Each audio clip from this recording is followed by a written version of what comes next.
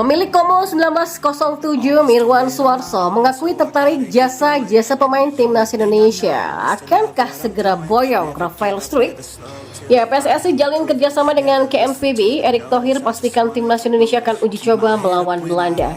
Dan inilah dua pemain naturalisasi timnas Indonesia yang berpotensi main di Piala AFF 2024 nanti, nomor 1 paling pengalaman. Berikut akan kami coba merangkum berita terbaru dan terhangat seputar timnas Indonesia. Simak kabar selengkapnya di kanal Berita Bola hanya untuk Anda.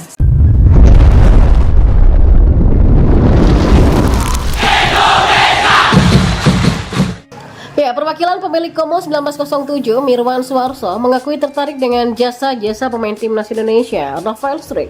Hanya saja ada syarat berat yang harus ditempuh pemain berusia 21 tahun tersebut. Como 1907 merupakan klub yang dimiliki orang Indonesia Hartono bersaudara. Pada musim 2024-2025, Como 1907 akan berlaga di Serie A usai menjadi runner-up Serie B pada musim kemarin.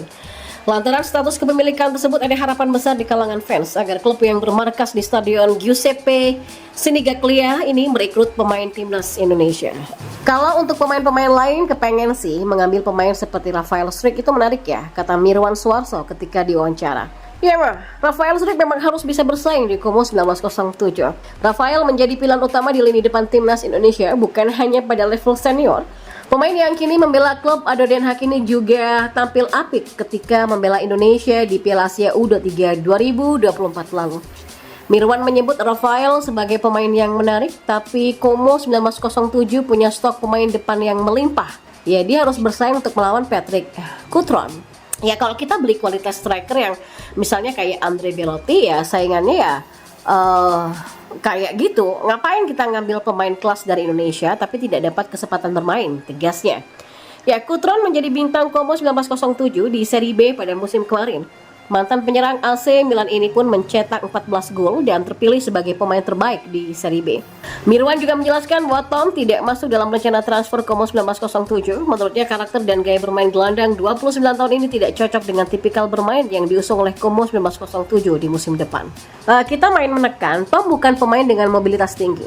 Dia sendiri yang pertama kali mengakui itu. Kita perlu pemain yang berbeda dan kita perlu pemain yang bisa agresif untuk menekan, ujarnya. Selain pemain asal Indonesia, Como 1907 juga dikaitkan dengan beberapa pemain top Eropa. Salah satunya adalah Luka Modric yang kontraknya dengan Real Madrid bakal berakhir pada Juni nanti. Oh tidak, kabar itu tidak benar. Memang agen Luka kontak kita. Kita tanya dia minta gaji berapa. Lalu ditawarkan dia minta gaji 10 juta bersih, artinya 20 juta euro. Itu anggaran kita sudah habis tuh buat dia aja. Masa kita cuma pasang Modric plus kiper aja, kan nggak mungkin ya. Jadi itu enggak lah, kata Mirwan Suwarso. Sementara itu, Ketua Umum PSSI Erick Thohir berencana membawa timnas Belanda ke tanah air untuk beruji coba dengan timnas Indonesia. Uji coba tersebut merupakan bagian dari kerjasama yang sudah disepakati antara PSSI dengan Federasi Sepak Bola Belanda atau KNVB. Erick Thohir terpantau bertemu dengan petinggi KNVB untuk membahas kerjasama antara sepak bola Indonesia dengan Belanda. Dalam pertemuan tersebut beberapa kesepakatan juga sudah terjalin, yang salah satunya adalah membawa timnas Belanda ke Indonesia. Ya, program pertama kerjasama antara PSSI dan KNVB, kata Erick, adalah pengembangan sepak bola akar rumput. Kemudian salah satu poin kerjasama lainnya adalah membawa timnas Belanda ke Indonesia untuk menggelar laga uji coba. Bukan hanya tim senior, KNVB akan mendatangkan timnas kelompok umur dan putri untuk menghadapi timnas Indonesia. Erick Thohir pun menegaskan bahwa KNVB akan membantu meningkatkan kompetisi domestik di Indonesia.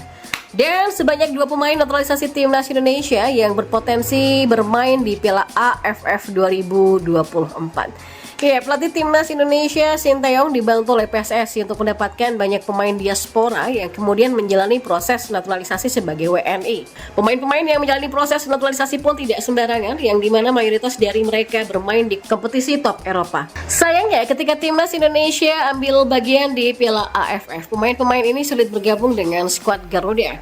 Penyebabnya karena Piala AFF tidak masuk ke dalam kalender FIFA, sehingga tidak wajib bagi klub untuk melepas sang pemain ke tim nasional. Dan untuk Piala AFF 2024 yang berlangsung pada 23 November sampai 21 Desember nanti, timnas Indonesia diprediksi hanya akan diperkuat 2 pemain naturalisasi saja. Lantas siapa saja pemain yang dimaksud? Ya, ada Mark Klok. Ya, Mark Klok mulai terpinggirkan dari skuad timnas Indonesia seiring kehadiran dari Ivar Jenner, Tom Hey, dan Nathan di lini sentral. Tapi di ajang seperti Piala AFF, Tom dan kawan-kawan tidak bisa bergabung karena tidak mendapatkan izin dari sang klub. Karena itu momentum ini dapat dimanfaatkan oleh Mark untuk bermain sebaik-baiknya saat dipercaya mengawal lini tengah timnas Indonesia. Sebelumnya, Mark sendiri tampil di Piala AFF tahun 2022, tapi langkah timnas Indonesia terhenti di semifinal. Lalu yang pertama juga ada Jordi Amat. Selanjutnya Jordi Amat, pemain yang satu ini bisa dibilang paling berpengalaman ketimbang pesepak bola manapun yang pernah dan masih memperkuat timnas Indonesia. Dibilang begitu karena Jordi pernah merumput di Liga Spanyol bersama Espanyol, Rayo Vallecano, dan Real Betis. Ia juga pernah merasakan atmosfer Premier League dengan memperkuat Swansea City. Dan pengalaman Jordi bermain di klub-klub top di Eropa diharapkan membantu timnas Indonesia meraih kejayaan tidak hanya di level Tenggara, tapi juga Asia. Seperti Mark Locke, pemain 31 tahun ini juga membela timnas Indonesia di Piala AFF 2022. Tapi sayangnya memang langkah timnas Indonesia saat itu dihentikan Vietnam setelah kalah agregat dengan 0-2. Jadi, sanggupkah membawa timnas Indonesia juara Piala AFF 2024 nanti, Jordi Amat?